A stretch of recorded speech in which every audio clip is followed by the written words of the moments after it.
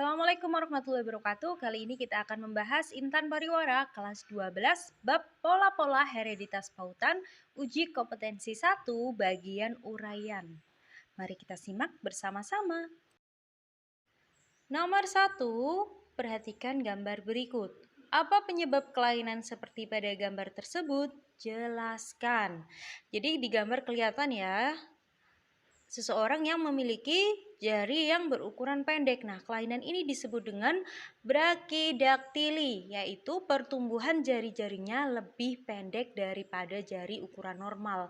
Nah, kelainan ini disebabkan adanya gen dominan B besar. Jadi ketika genotipnya B kecil akan menghasilkan individu yang normal. Tapi ketika genotipnya B besar B kecil, maka individu tersebut adalah brachidaktili. Dan ketika B besar, maka akan menyebabkan individu yang bersifat letal.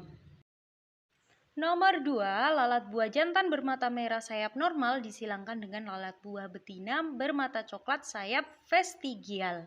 Selanjutnya dilakukan uji silang terhadap F1 betina sehingga diperoleh keturunan yaitu lalat bermata merah sayap normal 150, lalat bermata merah sayap vestigial 32, lalat bermata coklat sayap normal P, dan lalat bermata coklat sayap vestigial 165.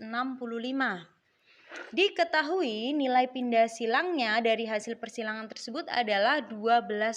Berdasarkan data, maka tentukan keturunan yang bertipe lalat mata coklat sayap normal yaitu yang tadi dilambangkan dengan huruf P.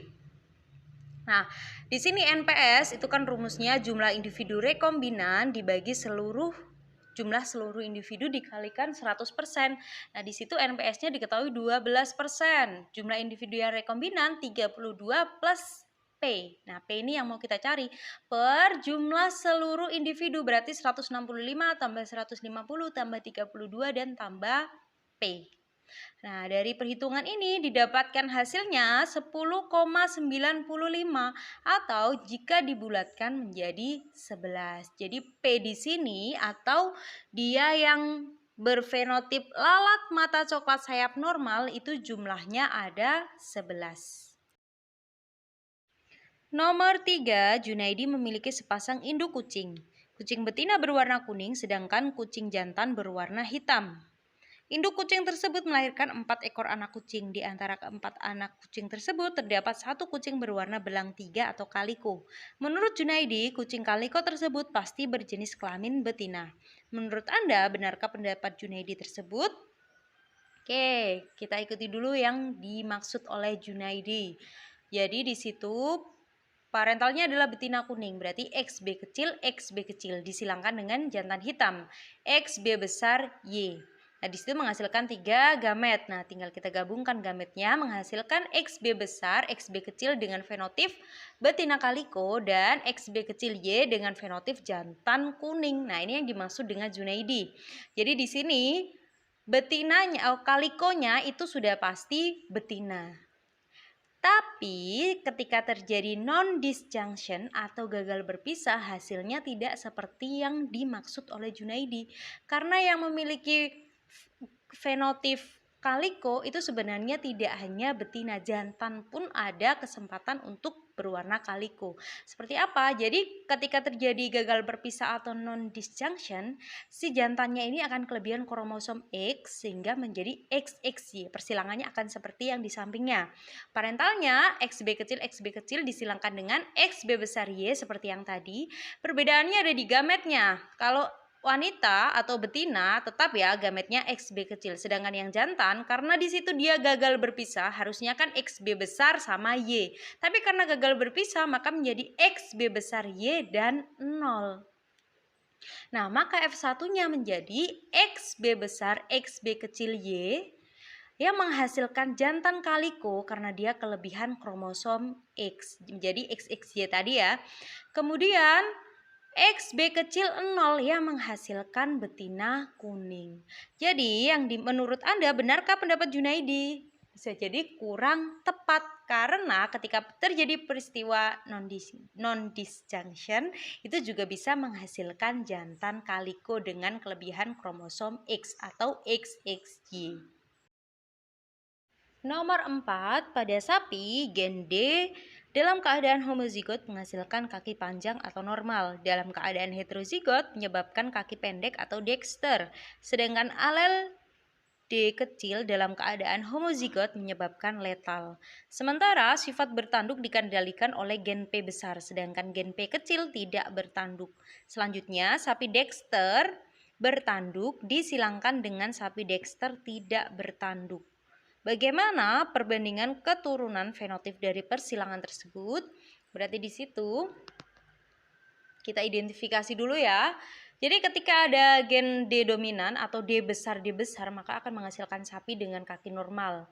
Ketika D besar D kecil akan menghasilkan sapi dengan kaki pendek atau dexter. Nah, sedangkan D kecil maka akan menghasilkan sapi yang letal atau mati. Kemudian P besar itu berarti sapinya bertanduk, sedangkan yang P kecil tidak bertanduk. Oke, masuk ke parentalnya. Parentalnya di situ adalah D besar D kecil, P besar P kecil dengan fenotip dexter bertanduk. Disilangkan dengan D besar D kecil, P kecil dengan fenotip dexter tidak bertanduk. Nah, dihasilkan di sini totalnya ada 6 gamet. Nah, 6 gamet ini kita masukkan ke dalam tabel. Hasilnya adalah perbandingan fenotipnya untuk yang normal dan bertanduk itu perbandingannya hanya ada 1. Kemudian yang normal tidak bertanduk itu juga hanya ada 1. Yang dexter dan bertanduk itu ada 2. Kemudian dexter tidak bertanduk juga ada 2.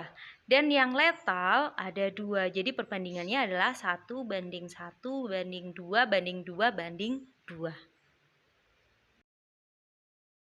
Nomor 5, seekor lalat buah abu-abu sayap panjang heterozigot disilangkan dengan lalat buah hitam sayap pendek B kecil, D kecil, D kecil. Gen B besar mengatur tubuh abu-abu dan gen D besar mengatur sayap panjang. Sedangkan gen B kecil mengatur tubuh hitam dan D kecil mengatur sayap pendek. Jarak antara gen B besar dan gen D besar adalah 12%.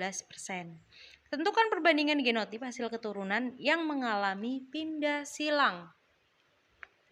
Oke, jadi di sini parentalnya adalah B besar, B kecil, D besar, D kecil dengan fenotip abu-abu sayap panjang disilangkan dengan B kecil, D kecil, D kecil dengan fenotip hitam sayap pendek.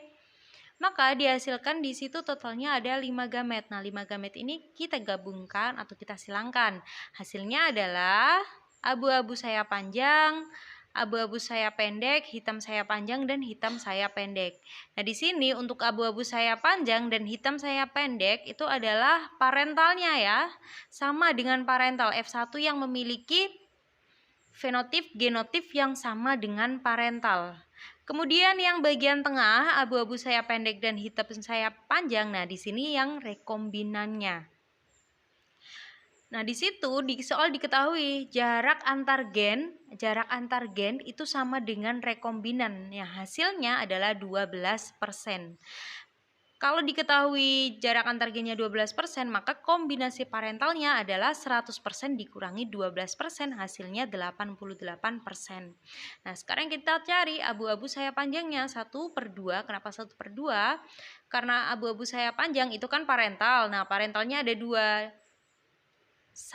Yang abu-abu sayap panjangnya hanya ada 1, maka 1 dari 2 parental dikali parentalnya tadi 88%, hasilnya 44% atau sama dengan 22.